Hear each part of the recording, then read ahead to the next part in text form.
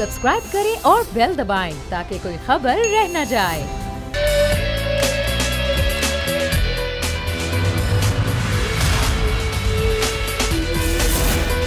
अस्सलाम वालेकुम नाज़रीन, प्रोग्राम में मैं सुमैया रिजवान आपको वेलकम कहूँगी। अभी आप शेख रशीद अहमद साहब की प्रेस कॉन्फ्रेंस सुन रहे थे। ये रोज़ाना आकर एक ना एक इंकशाफ शेख साहब कर रहे हैं और एक बौछाल सा आया हुआ है ज़ाहिर सियासत में और ख़ास तौर पर अपोजिशन वालों के लिए। आज वो एक और इंकशाफ करके कहें, वो कहते हैं मौलाना फजलुर रहमान साहब मिले आर्मी चीफ से और वो ये कह रहे हैं कि एक और मैं सियासतदान को हफ्ते के रोज़ एक्सपोज करूँगा। तो ये जो सिचुएशन अब चल पड़ी है, जो सूरत हाल अब चल पड़ी है, एक तरफ वो इंकशाफात करते जा रहे हैं और जिनके बारे में वो इंकशाफात करते हैं वो तमाम तर लोग डिनाई करते जा रहे हैं, वो तरदीद करते हैं, वो एक के बाद एक शख्स का नाम लेते हैं। ये क्या हो रहा है, ये मामला जा कर रहे हैं। ज़रा इसी पे गुफ्तगू करते हैं, ज़रा तेज़ी के साथ प्रोग्राम को आगे बढ़ाते हैं। मुझे ज्वाइन करें पाकिस्तान मुस्लिम लीग नून के रहनुमा हैं सिद्दीकुल फारूक साहब। सिद्दीक साहब, मुलाकातें तो माजी में भी होती रही हैं, अगर माजी की मुलाकातों पर कोई बात नहीं होती है और उनको छुपाया नहीं गया तो आज की मुलाकातों को छुपाना और इस पर शर्मिंदगी महसूस करना और उस पर इतना वावेला खड़ा करना, क्या ज़रूरत है इसकी?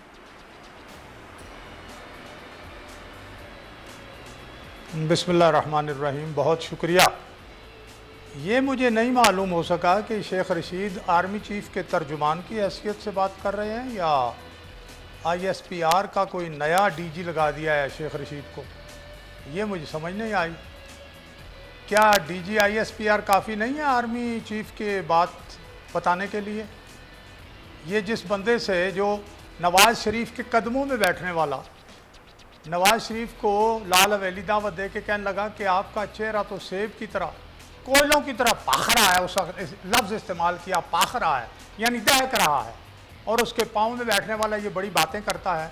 रेलवे मिनिस्ट्री चलती नहीं है, कोई 200 एक्सीडेंट हो चुके हैं, खसारे से वो निकल नहीं रही, इससे अपना पेट संभलता नहीं है और बातें बनाता है आके। तो किस हैसियत में आर्मी चीफ की ये? अच्छा, वो एक बात वो कह रहे हैं कि मैं सबसे ज़्यादा रेटिंग लाने वाला सियासतदान हूँ तमाम चैनल्स पर, क्योंकि वो बैठते हैं तो वो कुछ इस तरह की खबरें देते हैं कि ज़ाहिर है वो खबर बन जाती है और वो फिर हेडलाइंस बनती हैं और उस पर बात भी होती है। खैर, मैं आपकी जानिब आती हूँ, आपकी मुझे आवाज़ सही तरह से नहीं आ रही। खुदा चटान साहब मुझे ज्वाइन कर चुके हैं पाकिस्तान पीपल्स पार्टी से। चटान साहब, बहुत शुक्रिया। ज़ाहिर है बिलावल साहब का भी इस पर रद्द-ए-अमल सामने आया इन मुलाकातों पर। अब आज उन्होंने एक और नाम ले दिया है मौलाना फजलुर रहमान साहब का। ये एक के बाद एक नाम, वो कह रहे हैं हफ्ते को एक और सियासतदान को एक्सपोज करूँगा। ये क्या हो क्या रहा है?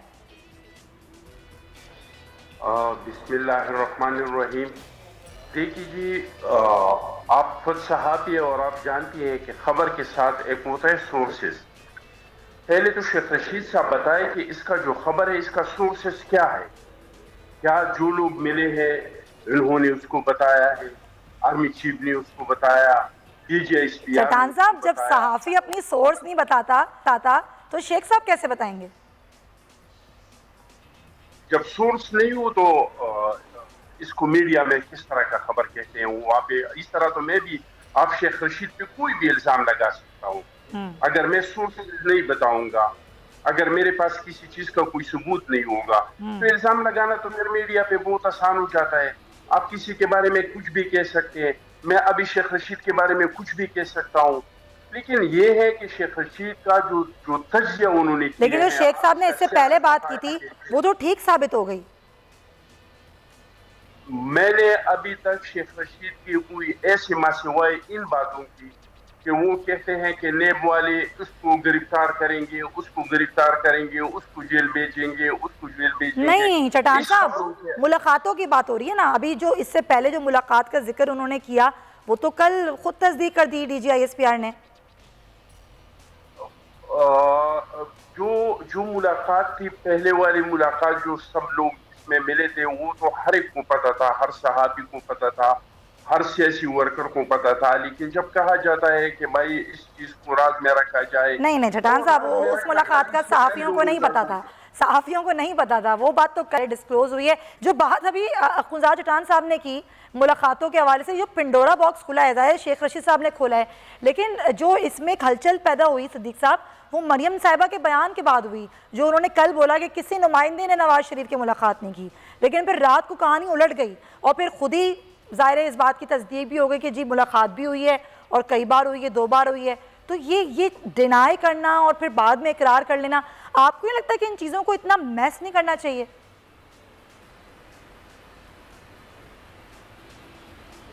मेरा ये ख्याल है कि ये जो शेख रशीद ने जो बात की, और मैंने कहा पता नहीं उस वक्त मेरी आवाज़ शायद कुछ इस तरह की थी, ब्लास्ट हो रही थी, कि ये तो वो आदमी है जो नवाज शरीफ के कदमों में वाक़अतन, मैं ये जो बात कह रहा हूँ, पाँव में बैठ के पाँव पकड़ता था। और बल्ती मरहूम जो फोटोग्राफ़र था वो तस्वीर बनाने लगा तो मियाँ साहब ने मना कर दिया कि नहीं छोड़ो, ये ज़ाती मामला है, नंबर 1।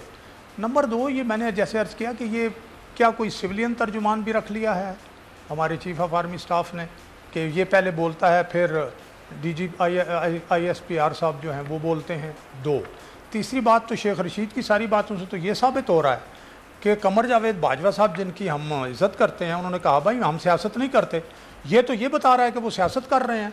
तो मेरा ख्याल है ISPR से ये भी सामने आनी चाहिए बात कि क्या ये सियासत हो रही है या नहीं हो, मुलाकात होनी चाहिए या नहीं होनी चाहिए, कि लंदन में नवाज शरीफ साहब से कौन कौन जाके कब कब मिले। नहीं सिद्दीकी साहब, मुलाकातें होनी चाहिए नहीं होनी चाहिए। सिक्योरिटी के मामले में जो कुछ सुन ले, मैं ये कह रहा हूँ कि अगर सियासत करती है फ़ौज, जिसकी नफ़ी कर रहे हैं कमर जावेद बाजवा साहब, फिर तो रोज़ सियासत करें, बयान भी दें और बातें भी करें। लेकिन अगर वो सियासत कहते हैं हम नहीं कर रहे और फ़ौज सियासत नहीं कर रही, तो मुलाकात तो कहने पर हो रही है ना। देखें ये गलत एंगल है। नहीं सिद्दीकी साहब, आप ये कह रहे हैं कि देखिए मुलाकात तो जाहिर है अगर कहने पर हो रही है और खुद इस बात का इकरार किया जा रहा है, इस बात का इकरार किया जा रहा है, मैं तो ये सवाल कर ही नहीं रही ना, मैं तो कुछ और ही सवाल कर रही हूँ। चलें ठीक है, पॉइंट टेकन। चटान साहब की जानब, खुदा साहब आप जो बात मैंने अर्ज की है, चूंकि मैं आपके सामने बैठा हूँ, हाँ आप कंप्लीट करें, कंप्लीट कर लें। सिद्दीकी साहब क्या कहना चाह रहे हैं? इनकी आवाज़ मुझे भी सुनाए ना। चलें ठीक है सिद्दीकी साहब, मैं ये कहना चाह रहा हूँ कि जब एक हकीकत सामने आ रही है, एक जुमला, शेख रशीद का काम रेलवे की मिनिस्ट्री चलाना है, ठीक है, वो तो उनसे चल नहीं रही, ठीक है, काम वो और करते हैं, तो क्या किसी एजेंडे पे हैं ये ना? मतलब बड़ी क्लियर बात है। ठीक है, बड़ी आपका पॉइंट ऑफ व्यू है कि वो जो वजारत के मामलात हैं वो देखें। नवाज शरीफ साहब का बयान आया तो ये सूरत हाल, तो एक जुमला और बस एक जुमला और, तो ये जो नई दिल्ली में बैठ के इमरान खान ने और इंडियन टेलीविजन को इंटरव्यू दे के फौज को गालियां दी इंडिया में बैठ के, और वहाँ मोदी को अभी ये कुछ भी नहीं था, एक MNA था, मिल के आया और जनाब अली कहता है वाघा बॉर्डर पे कि जी यहाँ न्यूक्लियर पावर प्लांट लगा दें ताकि इंडिया और पाकिस्तान के दरमियान जंग ना हो। ये क्या बेहुदा बयानात दिए, और ये सारा तो जो आदमी ये कहे कि एस्टेब्लिशमेंट जो पाकिस्तानी और पे ये फौज है वो ये कर रही है, सियासत कर रही है, वो आज मुहिब वतन बना हुआ है। चले ठीक है, ये आपका पॉइंट ऑफ व्यू है ना, आपका पॉइंट ऑफ व्यू मैंने ले लिया है। अब मेरा चटान साहब की जानब, चटान साहब आपका क्या मौक़िफ़ है, मुलाकातें होनी चाहिए या नहीं होनी चाहिए? देखिए जी, अगर सिक्योरिटी पॉइंट ऑफ व्यू से हो तो बिल्कुल मुलाकातें होना चाहिए, लेकिन अगर सियासी पॉइंट ऑफ व्यू से हो तो आप इस मुल्क का आईन और दस्तूर उठा के देख ले तो फिर इसमें कोई मुलाकातों का गुंजाइश नहीं है। कोई आर्मी का ये काम नहीं है कि वो सियासत करे या सियासी कामों में मुदाखलत करे। अगर सियासतदान मजबूर हो रहे हैं और जा रहे हैं और आर्मी चीफ से मिल रहे हैं रात के अंधेरों में, तो इसका मतलब तो ये हुआ कि सियासी खेल आर्मी के हाथ में है। और अगर इस उल्टी हुई चीज को किसी ने सुलझाना है तो पीपल्स पार्टी के बारे में आपको बताओ कि हम रात के अंधेरों में नहीं मिलते। अच्छा, मौलाना साहब का नाम लिया है अभी शेख रशीद अहमद साहब ने। अब आप लोग ज़ाहिर अलायंस बनाया हुआ है, पूरा एक्शन प्लान है वो जो दिया हुआ है अपोजिशन के खिलाफ। अगर मौलाना साहब इस बात की तस्दीक कर, मेरा सवाल ले लें, अगर मौलाना साहब तस्दीक कर देते हैं इस चीज़ की तो ये एतमाद को ठेस नहीं पहुंचेगी पीपल्स पार्टी के? मैं उसको पुरजोर तरदीद करता हूँ। बिलावल साहब जब भी मिलेगा, टंकी की छूट पे मिलेगा। हमारा जो मौक़िफ़ है सारी दुनिया को नहीं, मैं ये सवाल नहीं कर रही ना अखुंदा साहब, सवाल मेरा ये नहीं है। मैं कह रही हूँ मौलाना साहब की आज बात की ना शेख साहब ने, अगर मौलाना साहब तस्दीक कर देते हैं जी मैं मिला था, तो फिर कहीं एतमाद नहीं वो होगा कि भाई आप लोग आपस में अलायंस कर रहे हैं और यहाँ रोज़ एक खबर आ रही है ये मिला वो मिला, तो पीपल्स पार्टी को ये दुख नहीं होगा कि मौलाना साहब मिल रहे हैं, मुलाकातें भी कर रहे हैं और हमें नहीं मालूम? ये तो फिर मौलाना साहब अगर कहते हैं कि मैं मिला हूँ तो फिर ये भी बताएगा कि मैं क्यों मिला हूँ। अगर वो इस वजह से मिला है कि वो एक सिलेक्टेड वजीर आजम को हटा के और खुद एक सिलेक्टेड वजीर आजम बने, फिर तो हम इसका पुरजोर मजम्मत भी करेंगे। लेकिन अगर किसी और मसले में मिला है, सिक्योरिटी के किसी मसले में मिला है, कश्मीर के किसी मसले में मिला है, शिया सुन्नी फसादात की किसी मसले में मिला है, तो इस पे तो इतराज नहीं किया जा सकता है। आर्मी चीफ तो हमारे मुल्क का आर्मी चीफ है, आर्मी तो हमारे आर्मी है। ये तो वो आर्मी है जिन्होंने हमारे कल के लिए अपना आज कुर्बान किया है। और मेरा ताल्लुक तो बॉलीवुड एजेंसी से है, मुझे याद है वो यंग जवान मेजर कैप्टन लेफ्टिनेंट, क्या हम पागल है कि हम अपने आर्मी की मुखालफत करें, हम अपने ईसाई की मुखालफत करें? हम सिर्फ एक चीज की मुखालफत करते हैं कि हमारा जो आईन है, जो दस्तूर है, जो सोशल कॉन्ट्रैक्ट है, इसमें हर इदारे के काम का तयन है, इसमें हर इदारे के इख्तियारात का तयन है। हमारे आर्मी को चाहिए कि जो काम उसको आईन और दस्तूर ने दिया है, इस दायरे के अंदर रह के अपना काम करे। हमारा कोई दुश्मन तो है नहीं, हमारा आर्मी है। जो बंदा अपने चॉइस से वतन के लिए आर्मी में जाता है और कहता है कि अगर मुल्क पे सख्त वक्त आए तो मैं शहादत के लिए तैयार हूँ, तो क्या हमारी दिमाग खराब है कि हम ऐसे लोगों के मुखालफत करेंगे? हमारे हर पाकिस्तानी को आर्मी चीफ का, आर्मी का इज्जत करना चाहिए, मां सिवाय एक काम का। ये लोग सियासत से दूर रहे। ठीक है, पॉइंट टेकन। अब जरा मैं आप लोगों की एपीसी के बाद के शेड्यूल पर आ जाती हूँ। जाहिर ब्रेक भी लेना है, उससे पहले जरा ये मामला भी डिस्कस हो जाए। सिद्दीक साहब, अब आप लोगों का जो प्लान है, अब जाहिर है ये अक्टूबर शुरू हो रहा है और ये अक्टूबर से जनवरी तक का प्लान है। अब ये जो प्लान था उस पर अमल दरामद कब तक स्टार्ट होगा? और अगर वो जो भी जलसा है, रैली है या जो भी है एहतजाज, वो कौन से शहर से शुरू होगा? क्या प्लानिंग क्या हो रही है आप लोगों की? देखिए, मैं अभी आपको मंसूबा तो बिल्कुल नहीं दे सकता। अच्छा, उसूल तय हो गए हैं ऑल पार्टीज कॉन्फ्रेंस में, उसके मुताबिक ये चीज़ आगे बढ़ेगी। और जब ये जो कमेटियां जो बन गई हैं उनके मुताबिक जो फर्ज करें, पंजाब से पहले मुस्लिम लीग नून दावत देती है कि आइए लाहौर में जलसा करते हैं, तो लाहौर में पहले हो जाएगा। अच्छा, अगर बलूचिस्तान में पहले दावत दी जाती है, बलूचिस्तान में हो जाएगा। ये कोई मसला नहीं है। अच्छा, मसला सिर्फ ये है कि जिस मईशत के जिस हाल पे पाकिस्तान इस वक्त पहुंच गया है, जो बुरी गवर्नेंस है, जो बुरा हाल है हमारा फॉरेन पॉलिसी और खारजा महाज पे, और जिस तरह 100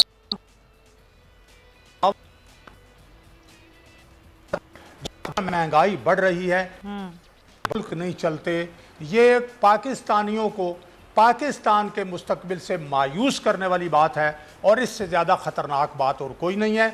और अपोजिशन ये चाहती है कि हम इस और उसका जिम्मेदार ये मौजूदा हुकूमत है जो इम्पोज्ड है, जो वोटों से नहीं आई। एक बात और अर्ज करूं, ये जो मेरे पास तो ये गैस का बिल है, आज ही मैं दे के आया हूं जी। एक जुमला जरा, ये जो उमर अयूब ये कहते हैं कि जी साबका हुकूमतें, उमर अयूब से पूछे किस हुकूमत के आप वजीर नहीं रहे, जरा ये तो बताएं किस हुकूमत में ये साहब वजीर नहीं रहे? नहीं तो ये गैस का बिल आप जो दिखा रहे हैं, अगर आज गैस के बिजली के बिल ज्यादा आ रहे हैं तो क्या इससे पहले हमारे गैस और बिजली के बिल ज्यादा नहीं आए? आप देखिए, महंगाई से पहले कभी नहीं हुई। नहीं, रेट्स देखिए। आपकी आवाज मुझे नहीं आ रही सिद्दीक साहब, आपकी आवाज बहुत ज्यादा डिस्टॉर्शन है। आपकी आवाज का मामला ठीक करवाते हैं ताकि फिर आपसे बात करें। ब्रेक से पहले जरा मुझे आपसे एक पॉइंट सिर्फ ये लेना है, मुझे बताएं कि अगर आज के इलेक्शन को कहते हैं कि ये धांधी ज़्यादा है, तो 2013 के इलेक्शन जो है वो शफाफ थे, साफ थे। अभी आपकी हुकूमत भी है पीपल्स पार्टी के सिंध में। देखिए जी, पाकिस्तान में बहुत कम ऐसा मौका मिला है कि अवाम को यह हक दिया गया है कि वो अपने नुमाइंदों के इंतखाब करे और अपने आने वाली हुकूमत के इंतखाब करे। लेकिन इस बार जिस तरीके से धांधली हुई है और जितने कुल के धांधली हुई है, अच्छा, और तो ये तारीख का रिकॉर्ड है, इस तरह कभी नहीं हुआ है। अच्छा, मैं आपको बताऊं कि इलेक्शन से पहले क्या हो रहा था, किस तरीके से मीडिया के कंधों पे सवार किया, फिर इलेक्शन के दिन इसके किस तरीके से हमारे पोलिंग एजेंटों को 10 बजे तक पोलिंग स्टेशनों तक नहीं छोड़ा, और 5 बजे, यानी कि आप ये कह रहे हैं कि इतनी धांधली हुई है इलेक्शन में, और ये जो पीपल्स पार्टी की सिंध में हुकूमत आई है ये भी धांधली से आई है। खैर मैं इसका जवाब आपसे ब्रेक के बाद आके लूंगी। स्टे विद अस।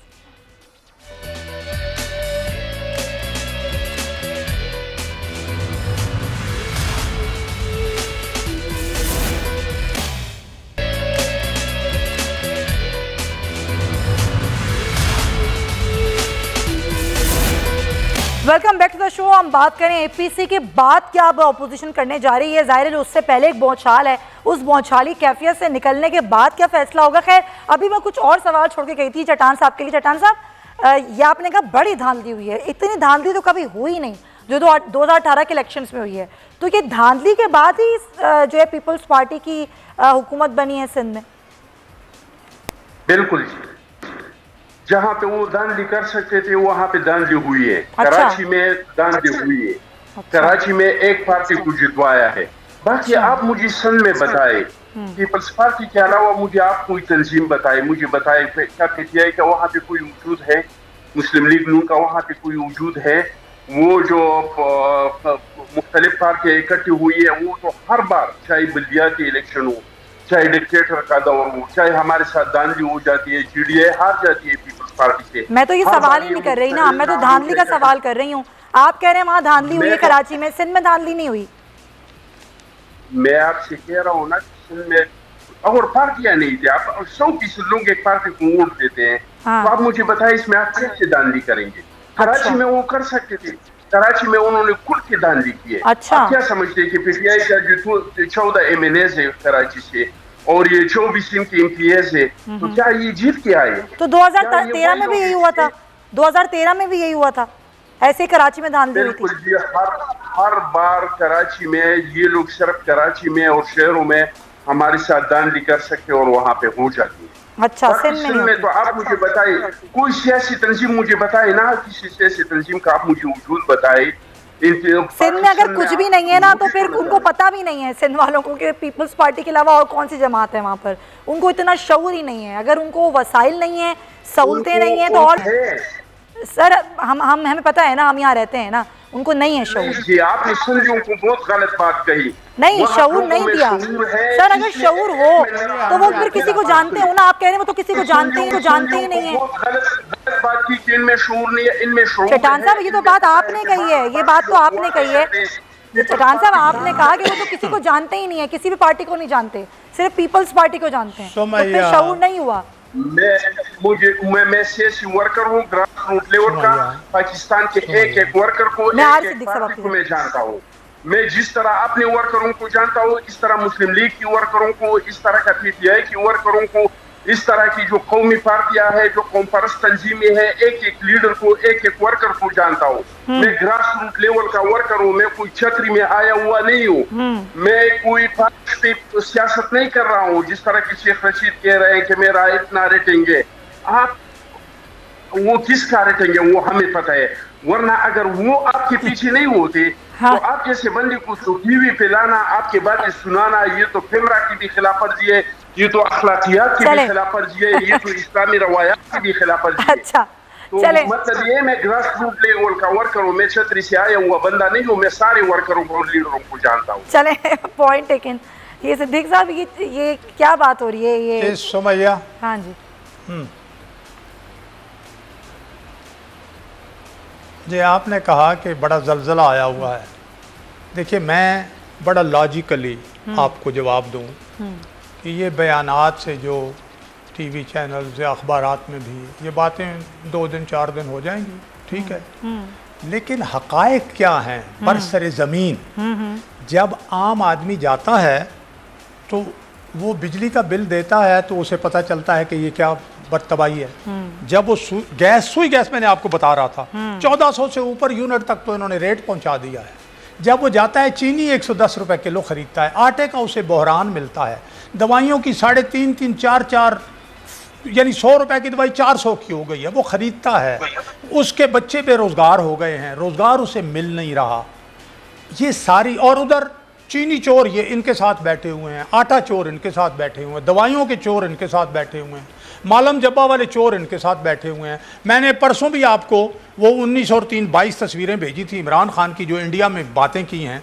आज मैंने फिर कोशिश की है भेजने की, जरा देख लीजिए वो चल भी रही हैं। ये इमरान खान, ये इमरान खान जो इस किरदार का आदमी है और ये जो हकायक हैं, इसमें ये सुने ना, इसमें ये जलजला 2-4 दिन फारग हो जाएगा। और मेरा ख्याल है कि आर्मी की क़यादत को भी सोचना पड़ेगा कि अगर उनको शेख रशीद जैसे तर्जुमानों की जरूरत है तो फिर सब छोड़ें, चले आवाम की बात करते हैं। चलेगी आवाम की बात करते हैं ना, आवाम के लिए क्या करने जा रही है ऑपोजिशन? आवाम अब आपकी जानिब देख रहे हैं। बस मुझे छोटे से पॉइंट बता दें, फिर मुझे वाइंड अप करना है।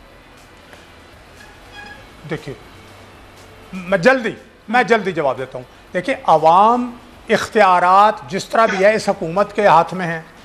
जब इख्तियारात नवाज शरीफ और शहबाज शरीफ के हाथ में थे, जो रफ्तार और जो इक्तिसादी मामलात थे और जो कीमतें थी वो सब अवाम उनके सामने है।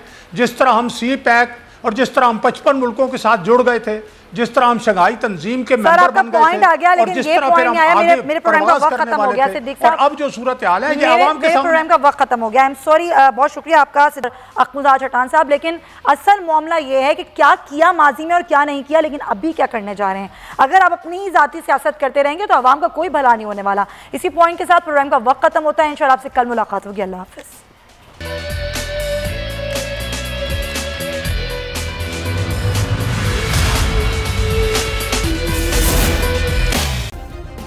सब्सक्राइब करें और बेल दबाएं ताकि कोई खबर रह न जाए।